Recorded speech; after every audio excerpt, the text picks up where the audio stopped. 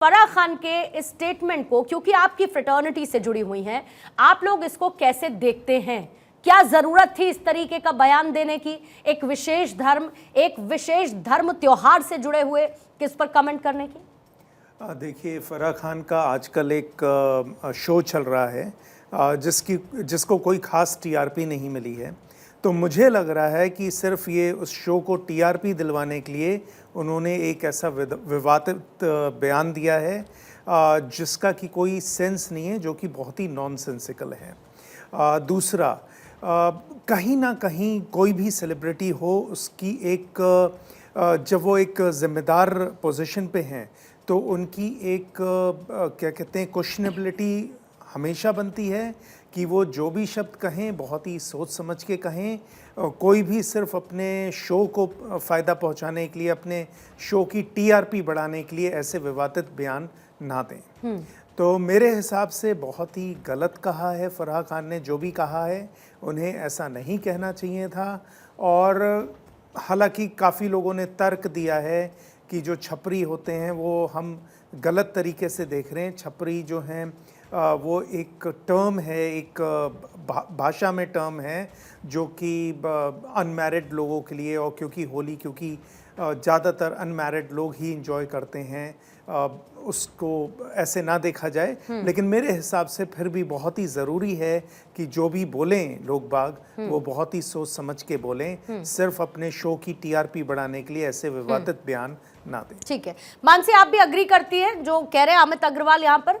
इसीलिए पूछ रही हूँ क्योंकि अगर किसी भी त्योहार की आप बात कर लीजिए, और सिर्फ हिंदू धर्म से नहीं, मैं दूसरे धर्मों से जुड़े हुए त्योहार की भी बात करती हूँ, बहुत सारे ऐसे अनवांटेड एलिमेंट होते हैं जो किसी भी त्योहार के समय सड़क पर घूमते फिरते नजर आते हैं, जो हो सकता है किसी के साथ बदतमीजी करें, किसी को कोई अपशब्द कह दे, लेकिन वो बहुत ही अनवांटेड एलिमेंट्स होते हैं। क्या आपको लगता है कि बोलने में चूक हुई फराह खान से? जो वो कहना चाहती थी वही उन्होंने कहा, या जो उनका मतलब था उसको ठीक तरीके से वो कह नहीं पाई और इस मुसीबत में फंस गई? नहीं, एक्चुअली मैं, Purnima ji, really thank you so much. मैं एक ही बात कहूंगी, किसी भी धर्म और किसी भी फेस्टिवल के बारे में गलत बोलना, बुरा बोलना अच्छी बात नहीं है। बट फराह खान जी ने जो कमेंट किया है, अगर आप उसको अपने चैनल में दिखाएंगे, उन्होंने फेस्टिवल के बारे में कुछ नहीं बोला। उन्होंने बोला छपरी लड़कों, तो आई थिंक वो बात को गलत लिया गया है। बट मैं, Farah Khan is a very responsible person, इतनी अच्छी मूवीज उन्होंने करी हैं, और मेरे ख्याल से नहीं, मैं बिल्कुल सही बोल रही हूँ, फराह खान जी का वो इंटेंशन नहीं था। वो खुद ही सारी जातियों के साथ में मूवी करती है, she don't have any bad intention, इसको गलत लिया जा रहा है। अच्छा, ये बताइए कि होली का त्योहार फराह खान मनाती है, नहीं मनाती? बॉलीवुड में तो हर तरीके की पार्टी होती है, हर एक किसी त्योहार पे इस तरीके के सेलिब्रेशंस होते हैं। और उन्होंने जो कहा मानसी, वो एग्जैक्टली उन्होंने ये कहा कि होली छपरियों का त्योहार है, होली छपरियों का त्योहार है। अगर मैं ये कह दूं कि ईद छपरियों का त्योहार है, अगर मैं ये कहूं कि ईद छपरियों का त्योहार है, तो मुझे ये बताइए कि ईद मनाने वालों को बुरा लगेगा कि नहीं लगेगा?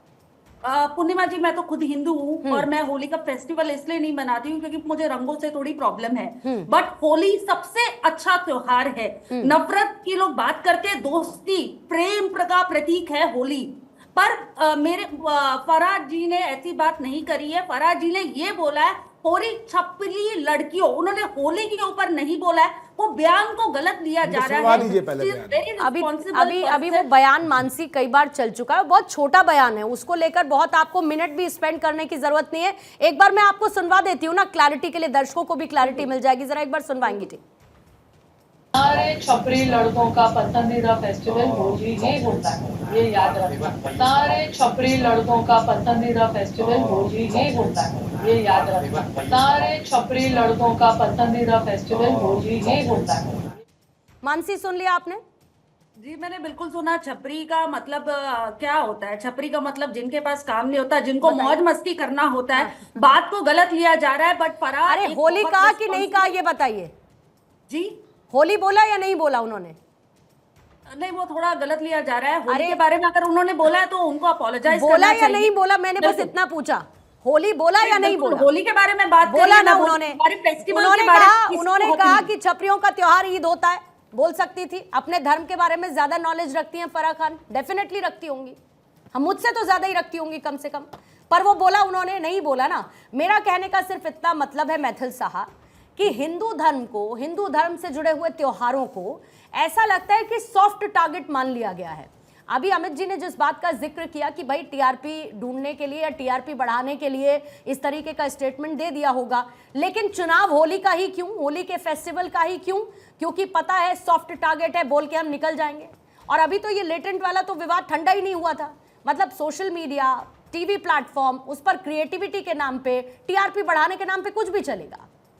धन्यवाद पूर्णिमा जी, पहले तो आपको और आपके पूरे दर्शकों को भारत माता की जय, वंदे मातरम। तो देखिए, अभी जिस प्रकार से मानसी लगातार झुठलाने की कोशिश कर रही थी और जस्टिफाई करने की कोशिश कर रही थी कि देखिए, उन्होंने ये नहीं कहा कि होली जो है वो त्यौहार है छपरियों का, उन्होंने ये कहा कि छपरी लड़कों को ये होली पसंद है और ये सब चीज़। तो मानसी देखिए, आप भी एक किसी अच्छे परिवार से आती है, यदि छपरी शब्द का प्रयोग मैं आपके संग करूंगा तो आपके भी मान सम्मान पे हानि लगेगी। और भारत जो है ना वो सहिष्णुता का प्रतीक है, वसुधैव कुटुंबकम की बात करता है। इसी कारण इस प्रकार के घटिया लोग हमारे धर्म के ऊपर कभी भी कोई भी आक्षेप कर देते। सुनिएगा, 2 मिनट आपके बीच में नहीं बोला मैं, 2 मिनट सुन लीजिए। और यहाँ पर यदि मैं ये कहूँ कि फराह खान को देखना चाहिए कि हलाला और मुताहा किस धर्म में होता है और वो किन लोगों का त्योहार होता है। और अभी शब्बे रात दिल्ली के अंदर जामा मस्जिद पे देखा गया था, मेट्रो स्टेशन पे भी क्या किया गया। तो मैं ये कहूं कि शब्बे रात जो है वो गुंडों का और छिचोरों का क्या कहते हैं त्योहार होता है।